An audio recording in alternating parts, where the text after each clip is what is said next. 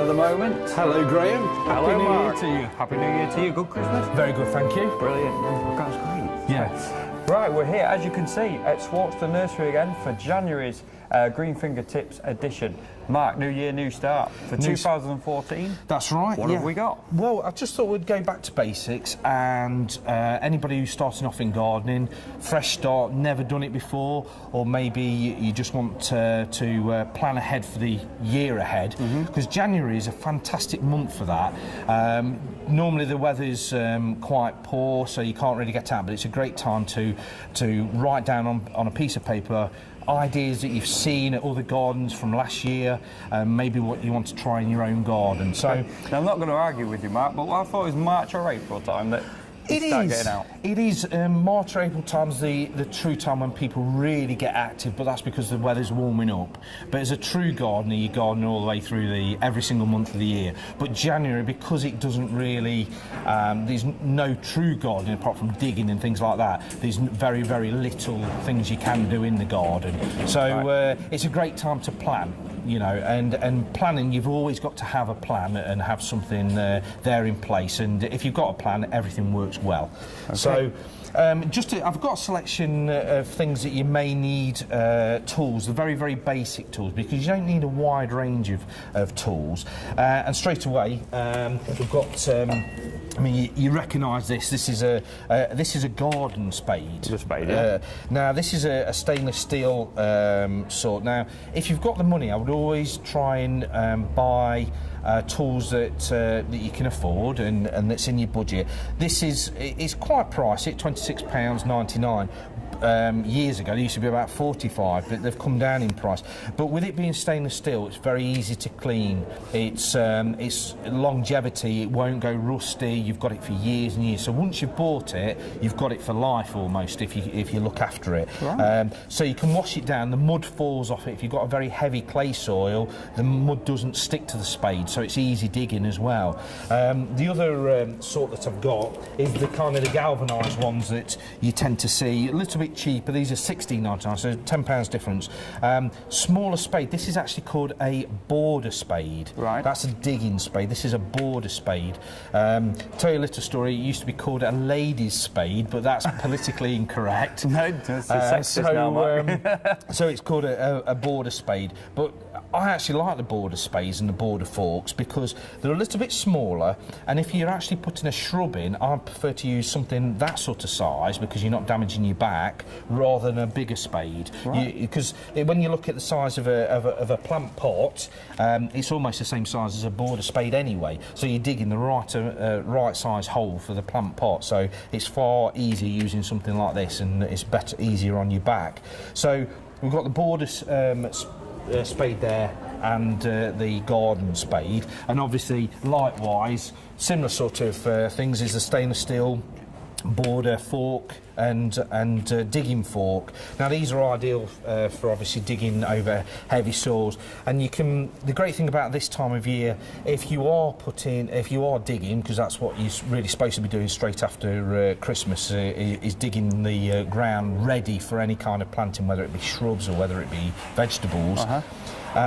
If you dig the soil over and do double digging or single digging, it opens the soil up, and if you do get a frost, you know, we can get frost right up to end of March, April time.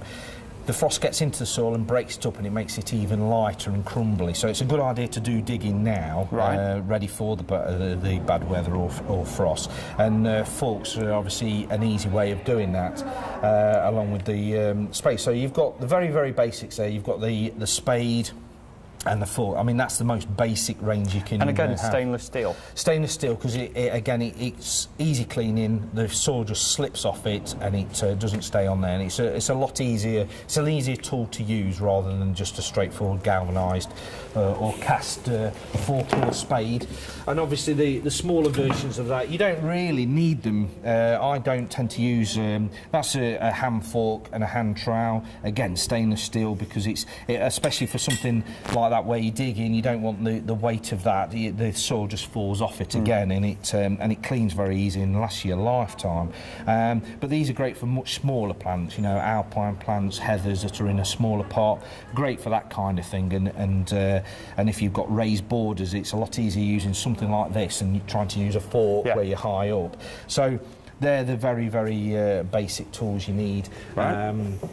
Yes, you can get secateurs and you can get loppers and you can carry on, but it's just all to do with your budget. If you've got a smaller budget, you've had a little bit of money for Christmas or gift vouchers, it's great to invest in some good tools. Again, if we're back to basics and you're starting off with gardening, the two main types of compost that you'll be looking to use, we've got the multi-purpose compost, which I've got. Now, the multi-purpose compost, as it says, it's a do-all for everything. You can use this in the garden, containers, house plants. It does absolutely everything. It's most multi-purpose composts now actually they're not just all peat. They've got a bit of wood pulp in there because the government are trying to get horticulture to use less peat. Right. So they've got wood pulp and peat in there. Which is great, you know. It's good for roots. It's good for rooting, and it's a good medium to use. So that's your multi-purpose compost, the very, very basic compost you need. This one's is ericaceous. This is for acid-loving plants. We've actually stood in front of camellias, and they're acid-loving plants. So you would use something like ericaceous for planting camellias or planting camellias in pots. If you use this as opposed to the ericaceous, the camellias would turn yellow and eventually they would die, so it's important to use ericaceous. But if you buy an ericaceous plant, they often say that it needs an acid soil or acid compost on the label when you buy it. So just look at the description. If it says that it needs it, then use ericaceous. And it's just a simple bag. It's nothing very, very special, but they're the two key composts. We've also got other compost you can buy, whether it be vegetable compost, tree and shrub compost. There's the John Innes compost, which is soil-based rather than peat-based. And then we've got the old-fashioned peat-based compost, which is solely 100% peat, which people do like to use. The old gardeners like to use the peat-based compost rather than the newfangled stuff that they call it. But there's no point in going into, I mean, rose tree and shrub compost does exactly what it says on the bag. Okay. You know, it's for rose tree and shrubs, and vegetable growing compost is for that as well. But if you just want to keep it nice and simple, multi-purpose compost or ericaceous compost. So they're the very, very basic things you need. Also, if you're not really into borders and shrubs or vegetables, if you're more into lawns, because it's an important time to keep your lawn, obviously you can't mow it as such, but if you keep the moss out of it and you keep the weeds away from it, you get a better looking lawn, and you can do that at this time of year. And you can also spike it with a garden fork, put sand in there, and it improves the drainage as well, so you get a lot less moss. Just behind you, Graham, there's two rakes here. We've got the typical, that's the lawn rake, which is the ones with the fan out prongs. That's for obviously raking grass up, but it's great for scarifying the lawn, which gets rid of moss and gives you improved lawn. So that's a lawn rake, and this is your traditional garden rake, which everybody will recognise. Again, stainless steel, but this is for levelling out and breaking up heavy clumps of soil ready for planting, or even later on in the season if you decide to put a lawn down. So two different rakes there that have two different jobs. You can use one of these on a lawn, but it's far easier using a proper lawn rake because, like I say, it collects up all the moss that's collected over there over the wet winter. So it's they're the two different rakes. I'm getting the feeling, Mark, we should dedicate this show to stainless steel family. Yeah. I haven't got shares in stainless steel, but I mean, really? no, Okay. I wish I had. That's surprising. So We're in January. I said that there's basically hardly any jobs to do in January apart from planning. And one of the planning jobs that most people tend to do is plant a hedge. You know, traditionally this time of year is the hedging time of the year, and years and years ago, the hedging plants that you used to plant are things like privet, common privet, and hawthorn, things like that. I've actually got some hawthorn here, and this is typically how you would buy hawthorn whips. They're just single-stemmed plants. There's actually 10 in a bundle there, and they're what's called bare roots. They're not in a container, they're just bare roots in some compost just to keep them nice and moist. Hawthorn is what's called a native hedging, which is great for birds and wildlife, but it's also thorny. When I say when you're planning for a hedge, you've got to plan for the hedge what you want that hedge to do. Whether you want it as a barrier, as a thorny barrier to stop people coming into the garden, or whether you want it a decorative, hedge. It's either or with hedging plants. You either have a decorative hedge or a barrier as such. There's another plant here which is a little bit like the hawthorn, which is called pyracantha. Now, pyracantha is also called firethorn, and if you've ever been pricked by the thorns, you know why it's called firethorn. Beautiful berries. This is what's left over from the winter berry. You can have this in orange, red, or yellow. The great thing about this, it is thorny. It's very quick growing. It'll probably grow 2 or 3 feet a year or more, but it's evergreen. Whereas the hawthorn, as I showed you, is deciduous, so you lose all that leaf in winter and it becomes very sparse. This keeps its leaf. So it's a more modern way of doing a barrier hedge and keeping any undesirables out of your garden. But it makes such a good hedge, a nice thick hedge. You trim it probably 2 or 3 times a year and it becomes a really strong hedge, and a good, attractive hedge with the fact that you're getting berries and flowers. Right. So it's not just all about the thorns. Just a bit of advice, Mark, for January. Frosty mornings. Yeah. How do we protect our plants? You can use a fleece. If you've got any tender plants, you can use horticultural fleece, very cheap product, and literally you just drape it over the top. Right. Nothing special.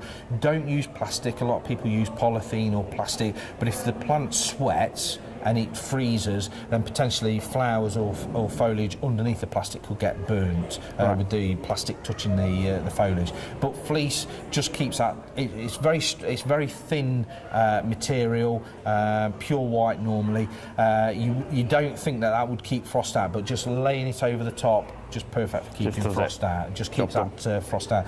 And it's an important thing because obviously you do get it coming from January onwards, a lot more frosty mornings than you do any other time of the year. So it's important. Not all plants need it, but certainly for young plants that you've only just putting in, probably could do with a bit of frost protection, and fleece and things like that. So, and what else have we got? Well, we've got. If you want to, we've talked about thorny hedges and barriers. The traditional type of hedging plants you would use. Everybody knows. I've talked about privet, but there's also laurel. Everybody knows of laurel hedges. Good evergreen, strong hedging plants. This is a typical size that you would buy, and as you notice, this is in a container as opposed to bare root. You can buy these bare rooted, but they're usually grown in a container. They're great because they have a lot of root. If you noticed on the quickthorn or the hawthorn, it's got very, very little root. It hasn't established at all, but in a pot it's established and you've got a great root ball. So it's good to start. It's a good starting point for putting any hedging plants. They would romp away, and like I say, they would grow 2-3 feet a year easily. That's the normal size. I've got this hefty plant here.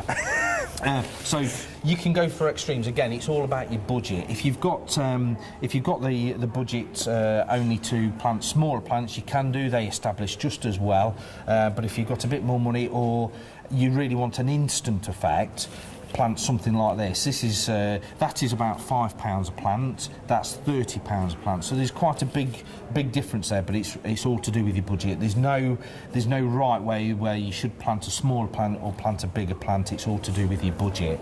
So. Okay, right. That's simply. There's lots and lots of different hedging plants you can use. I mean, we've got a small selection here, but there's things like escallonia that's got centred foliage.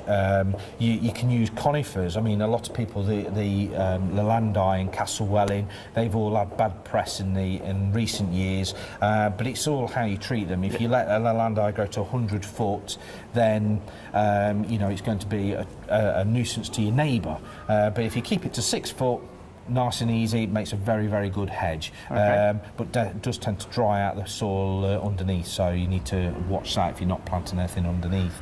But there's lots and lots of different types of plants that you can use for a hedge or informal hedge. Come and see me if you want any advice. You know, whether you want flowering plants or just foliage plants, just to create a hedge, and I can advise you on different plants to use. Oh, we would, Mark, because you never let us down. Thank you very much. Well, thanks for that, Mark. And now we come on to my favourite part of the show. Plant of the month. Yeah, it's also my favourite part of the month because it's always a true favourite of mine that I pick, and I also, all the plants of the month that we do on the show, I've got in my own garden, so I know that they succeed. And for January, and you also stood near your favourite plant as well, Mike, which is iconic, really. Yeah, that's right. That's right. The camellia. The camellia. But January's plant of the month is Skimmia rubella, and I don't know whether you can remember this. A couple of months ago, we did Skimmia pubella, which has the bright red berries. Well, this is the male form. This is Skimmia rubella. This has been out quite a few years now, but it's such a good plant. It was the first plant I planted in my new garden at home because I knew that it would give me fantastic colour right the way through autumn, winter, and right into spring. It's right. I mean, this is actually flower bud. This is not flower at all. This is flower bud. This flower bud starts around about the end of September, and it carries on looking like this right the way through to the end of February. Wow. So probably 5 or 6 months worth of fantastic colour. It's evergreen. It's very compact growing, ideal for a container. I've got it in the border at home, and it makes around about sort of 3 foot high by about 4 foot spread. So it's not a massive plant. Stays very, very compact, and there's no maintenance at all. That's the beauty of it. A lot of the plants that I pick are actually low maintenance. I want them to look good, flower for a long time, and low maintenance. I mean, that's the perfect plant. And this really is, I could never say what my favourite plant is, but this is certainly in my top 3 of favourite plants of all time, because you never fail with a Skimmia rubella. And it's, if anybody asks me what plant they should plant in the garden for almost all year round colour, Skimmia rubella, which is a firm favourite of mine. And that's plant of the month. And that's plant of the month for January. Fantastic. Just another question, Mark, about January in the cold. Without direct sunlight, how do plants sort of survive within the winter months? Well, most plants that need a lot of sunlight, like the deciduous plants, have already lost a leaf and they go dormant. And through the winter months, most plants, well, in fact, all plants are dormant. So they're actually in stasis almost, and not actually truly grown. So they don't need food as such. Right. So the light gives them food normally during the growing season. But in winter, they're in hibernation. They don't really need food. I mean, even evergreen plants are just dormant. They're not growing as such, so they don't actually need the food. So the low light levels doesn't really affect them at all. And a lot of evergreen plants that are shade tolerant need less light anyway and less food. Right. So it's something that you shouldn't really feed. They don't need it at all. So that's why they survive. Why some plants survive better in shade than others, because they need low light. They don't need so much high light levels, they just need little light level, and they survive perfectly okay. If you plant certain plants that need high light levels in a shady position, that's when you start to get problems, and you start to have they start dying off and things like that and looking sick. But Skimmia is a great example. That also will go in shade or semi-shade. It will go in full sun, but it's a great plant. Dark green leaf, ideal for a shady position, and obviously giving you that colour with the flower buds. But yeah, it's mainly because all the plants are in a dormant period during the winter months, and they don't need food. Right. That question leads us on to straight into jobs of the month. Jobs of the month. So we've kind of we've brushed on it in the beginning of the show. What I would always say, one of my top tips that I always try and instill in people, especially when the new gardeners or even the existing gardeners, because a lot of people don't do it. I have a little book, a notebook. Just invest in any kind of notebook. It doesn't have to be a diary, just a notebook. And literally almost from week to week note what the weather's like, what the conditions are like. If you decide to plant of the month Skimmia rubella in the garden, put little notes about whether you planted it with multi-purpose compost, whether you didn't plant it with multi-purpose compost.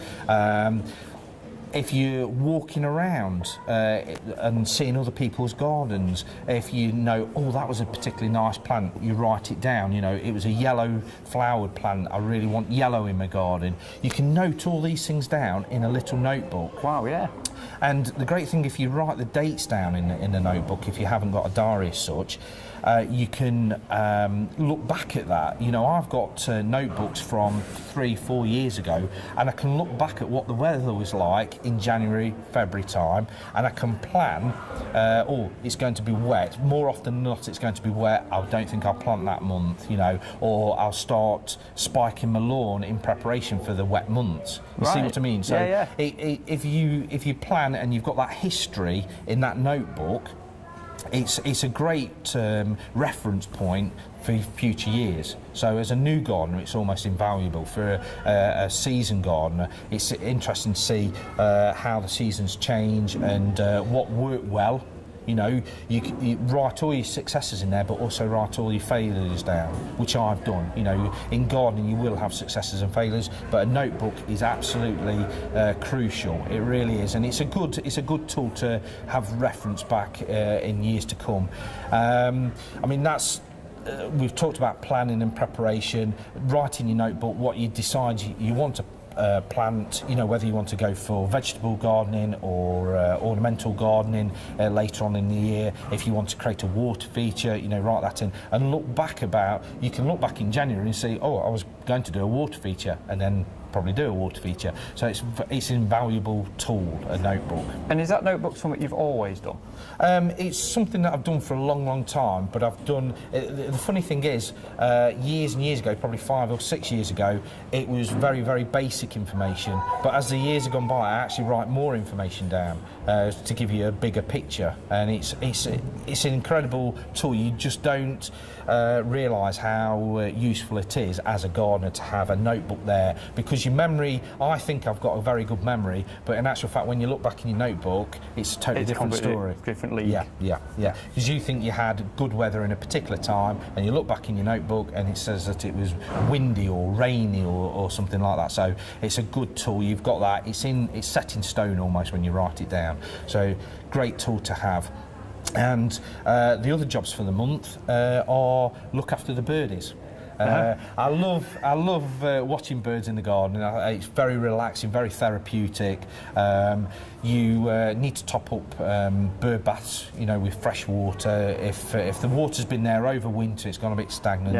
Yeah. Birds need to bathe, so fresh water, and also for drinking water as well. And remember to top up the feeders. If it starts to go cold here on in, they need to have food there. And obviously it depends on the type of food that you put in there, what type of bird you're going to get. Right. I've got a lot of chaffinches and robins and blue tits and things like that, and I just love watching them. And also, if you encourage birds into your garden, they also get to know that your garden and they start eating bugs and things like that off your plants, so it's less spraying. If you introduce ground feeders into your garden, that will encourage blackbirds and thrushes and things like that. They eat slugs and snails, so they kind of help you. You help them, they help you later on in the year. So it's very important to try and encourage birds into the garden and that kind of thing. And last year we covered nature into the garden. Yeah. So you're trying to approach that again? Yeah, exactly. I mean, it goes hand in hand. I mean, we spoke about the bees, you know, We did. Including bees. I mean, they're great for pollinating fruit trees and fruit bushes and things like that. And it's nice to see bees in the garden. Very important to have bees coming in your garden. But this goes alongside that. It's always trying to encourage. The birds will always do a better job at getting rid of bugs and creepy crawlies in your garden that you don't particularly want in your garden better than you. They can hunt them out better than you can. So certainly thrushes and blackbirds getting rid of slugs and snails. And it's an environmental way because you're not putting pellets down, you're not putting any kind of harsh chemicals into your garden. It's a natural thing for birds to go and hunt insects out and you know, slugs and snails. So yeah, it's and also if you include a small pond or something like that, you can try and encourage newts eventually, but you will encourage frogs, and again likewise they will eat slugs and snails. So it's all trying to include and include wildlife into your garden. So that again, with your planning of your notebook, you could include a wildlife pond in your garden. You make it sound so real, Mark, like I'm in the garden. Yeah, it's fantastic. Yeah. It's a well worth thing to do, and not only are they doing you a favour, but actually watching birds and wildlife in the garden is so satisfying. I mean, it's another dimension to the garden. You've got your static plants that give you enjoyment from flowers, but you've got moving plants, almost like a 3D effect, moving creatures in your garden like a 3D effect. So your garden's constantly moving and a source of entertainment, really. Yeah. So well worth doing that. So two very important jobs of the month. Just two. Just two this month. Yeah, not nothing too strenuous, you know, after the Christmas pud and things like that. But it's two very, very important months. So that's jobs for the month. So that's why I've included those. Okay. So if people want to get in touch with you in the future, how do they go about it, Mark? Well, the simple way is by telephone, which is 01332 700 800, which is the telephone. They could email us, which is if they've got any problems, they want any questions answering, or the email photos in, or things like that, I can help them out. And the email address is info@Swarkestone Nursery, remembering the E in Swarkestone.co.uk. Or they could find us on our website, which gives us directions and shows what we're doing in the garden centre all the way through the year. And the website address is www.Swarkestone Nursery, remembering the E in Swarkestone, .co.uk. Or they could find us on Facebook. We do regular updates almost on a weekly basis on Facebook, so you get to see all special offers and new plants that come in. We update that on a regular basis. And so if they put in a search bar Swarkestone Nursery, remembering the E in Swarkestone, you'll find us there, and you can put comments and you can ask us questions there. So it's a good way of getting in contact with us there. Cheers, Mark, and Happy New Year. Thank you.